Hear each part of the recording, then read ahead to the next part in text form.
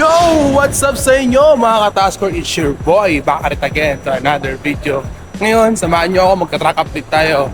1, 2, 3. Yo guys, sinisimulan lang masilyahan itong isang truck natin guys. At itong isa, sinisimulan na rin siyang pinturahan.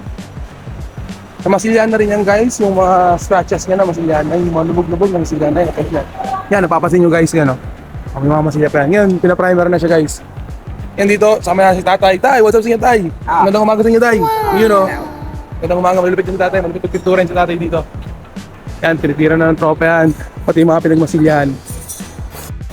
Yo guys, sa likod, yan, check nyo.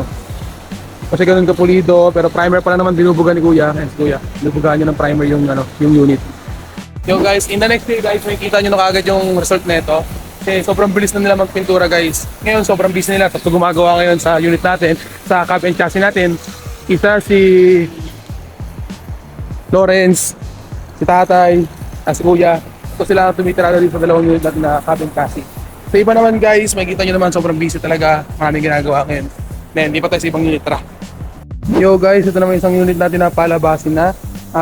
Na test drive na siya, na first test drive na siya. Kine-check na ulit. Ngayon yung ibang kailangan ayusin pa at chinek yung brakes, cambio, steering wheel, yung gulong, chinek na lahat, yung engine, yung lights, chinek na rin lahat. Okay, pasado na siya. Ngayon may mga chinek pa sa ilalim. Sinusure lang natin na pagdating kay client ay maayos na at walang problema. So guys, dito naman tayo sa labas ng warehouse. So makikita nyo guys, ito, yan, ligid ko. May mga truck pa rin kami. Pagpasok nyo dito sa compound, may truck pa rin kami sa labas. Ito yung mga hindi natin na-showcase sa tuwing nag-live tayo. Pero nababanggit ko to guys. Kasi ito ang usually na ginagamit sa pangnegosyo natin. Sa mga pan-deliver na para maging fresh yung mga meat natin, yung mga frozen food, para talagang safe ang negosyo mo. And guys, kita yung loob yan.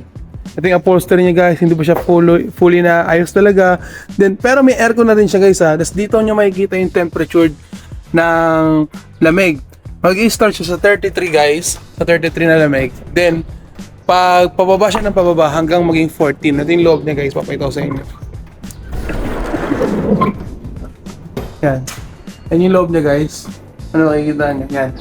Ganyan yung itsura niya sa loob ng ref pan natin guys. So yun lamang po no. Shoutout kay Bonbon na nasa likod natin. Yun. Eh malulupit natin detailer. So guys, yun lang yung video natin ngayon sa truck update natin. Pinakita ko sa inyo yung mga ginagawa, dinidetail, yung mga pinipinturan, at saka yung hindi na showcase na unit.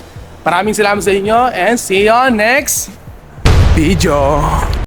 Kalimutan ko bye bye!